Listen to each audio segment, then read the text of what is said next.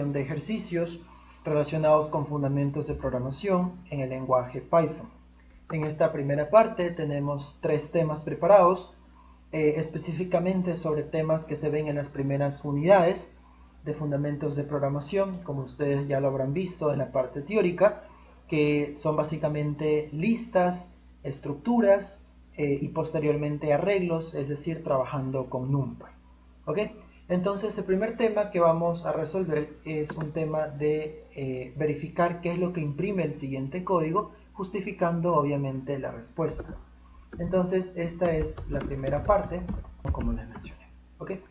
Para el tema 1 nos da una estructura, una lista con algunos valores. En este caso tenemos una lista con 10 valores, ¿ok? Que están desordenados, no tienen ningún orden específico. Y lo que yo realizo después es justamente eso, ordenarlos a través de la función sort. Usted recordará cuál es la función de este comando que se le aplica a las listas, que es ordenarlos a los elementos por default de manera ascendente. ¿Ok? Entonces lo que hace internamente Python es ordenar esta lista y el resultado que usted obtendría al momento de ordenarla de manera ascendente es primero el elemento el más menor o el menor de todos, que en este caso es el 11, luego el 13, luego el 17, luego el 23, el 28, el 41, el 45, el 55, el 89 y el 95. ¿Ok? Ahí tenemos la lista ordenada de manera ascendente con los 10 elementos que están contenidos dentro de ella. Luego lo que me dice es que yo calculo el promedio de esa lista, que es básicamente definido como la función sum, que me realiza la suma de todos los elementos de la lista, una división con doble slash para la longitud de esa lista, es decir, cuál es el número total de elementos utilizando la función len de la lista. Algo que usted debe tener en cuenta aquí es lo siguiente: usted tiene un doble slash. Como usted lo habrá visto en la parte teórica, ese doble slash significa un tipo de los dos tipos que hay, o de las dos formas de división que existen, que es la división normal, si se quiere decir, utilizando o división, que es utilizando un doble slash. La primera, como les mencionaba, es una división normal, digámoslo así, que me considera tanto la parte entera como la parte decimal, de ser el caso obviamente, mientras que la división entera es únicamente tomando la parte entera como tal, dejando de lado los decimales, sea cual fuere el decimal que esté allí. Es decir, aquí no se considera ningún tipo de regla de redondeo, de que si es mayor a 5 sube al inmediato superior, si no baja al inmediato inferior, o cualquier tipo de redondeo no se aplica aquí. Es decir, si usted tiene un resultado 41.2, aplicando división entera, eso es igual a 41. Si usted tiene el resultado 41.9, téngalo por seguro que la división entera de igual forma le va a devolver el 41. ¿Por qué? Porque usted en la división entera solo toma la parte entera, como lo dice el nombre, no la parte decimal, sea cual fuere. ¿Ok? Entonces, internamente lo que me va a calcular es el promedio, y lo que yo tengo es la suma de todos los elementos. La suma de todos los elementos es igual a 417. Dividido enteramente para la longitud, que es 10. Eso es igual a 41. ¿Ok? Luego, la siguiente línea de código me dice que imprime dicha variable promedio, es decir, la respuesta que usted ya la calculó.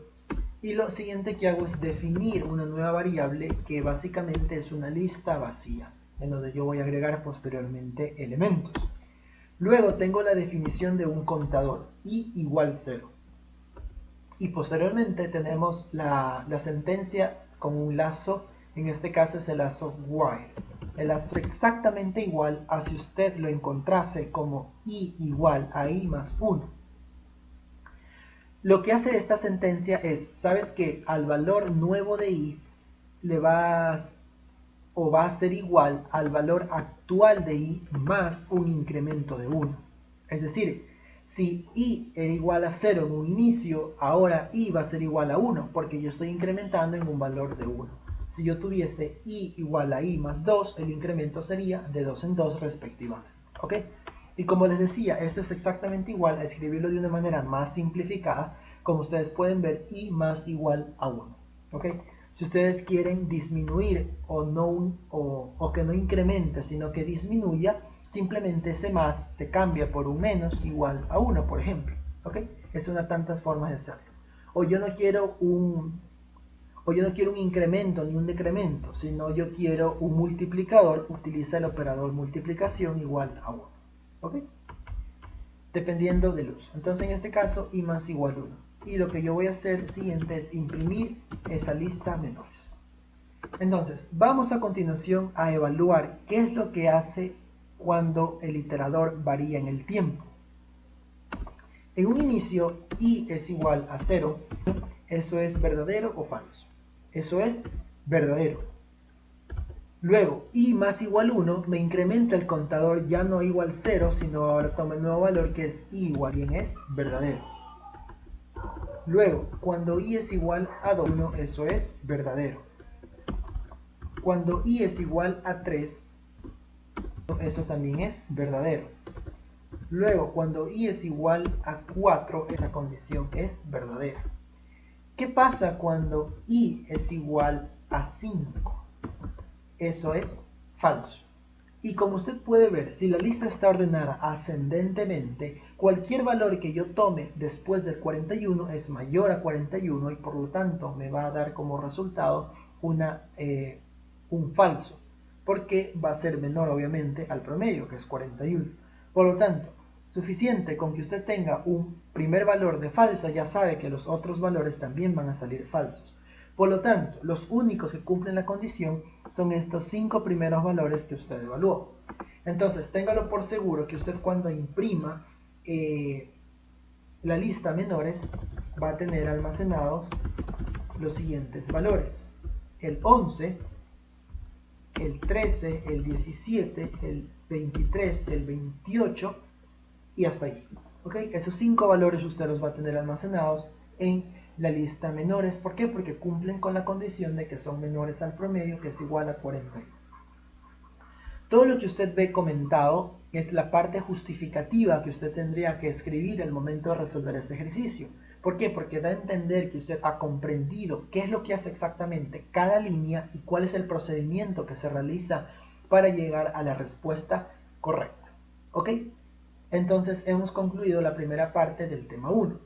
La segunda parte del tema 1 tiene que ver también con impresión de código y justificar la respuesta, pero vamos a manejar ya no números, sino ahora strings o cadenas de texto. Ahora tengo una variable pal que es igual a un string de bounce naves.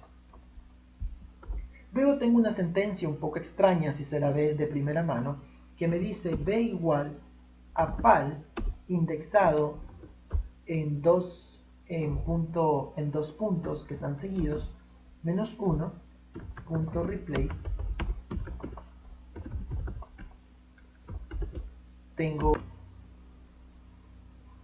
es decir, yo estoy haciendo una indexación completa.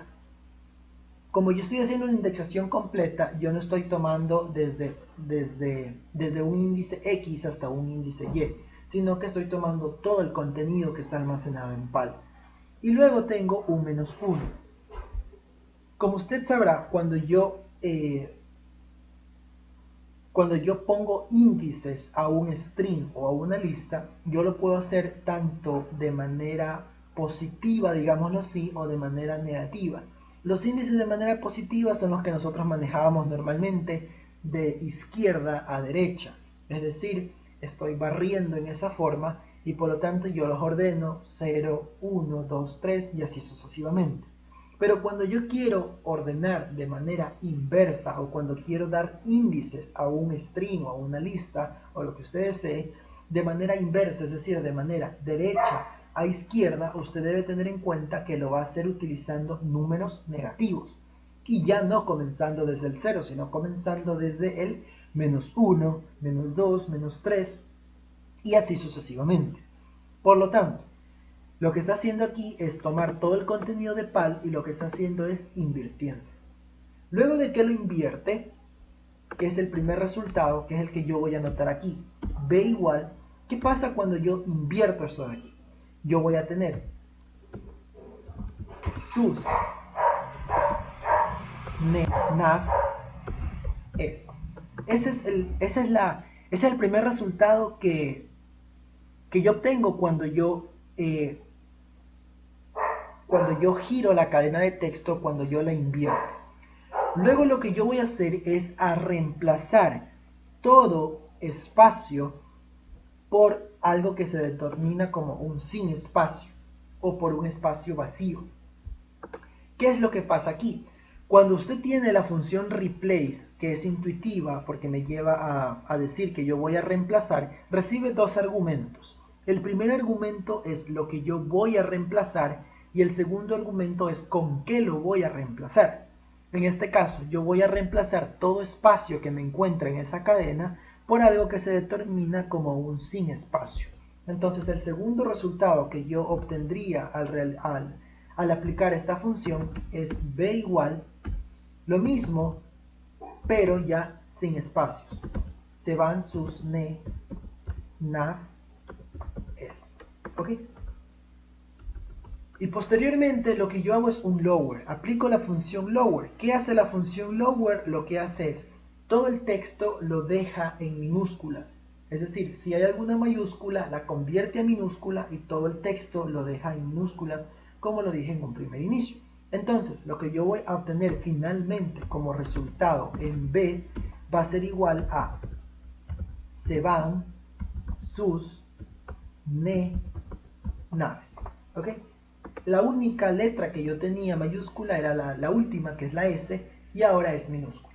Entonces, cuando yo aplico esas dos funciones más lo que tenía en un primer inicio definido como la variable b, es lo que yo obtengo, como ustedes lo pueden ver allí en la 28ª línea. ¿Ok? Luego, yo tengo una siguiente sentencia que es pal-v es igual a pal.lower y tengo replace, lo mismo que tenía en un inicio,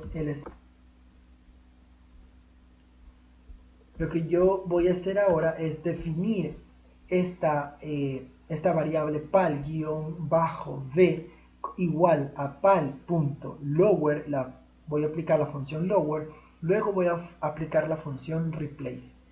¿Qué voy a reemplazar? Todo espacio por algo que se determina como un sin espacio.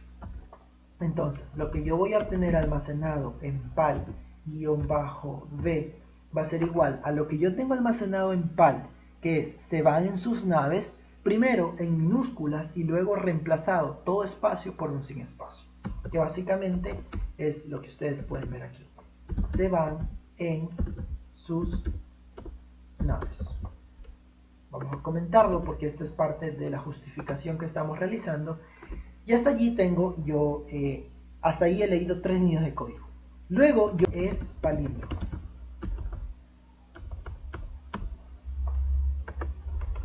¿Ok? Mientras que si incumple esa condición, yo voy a imprimir no es palíndromo.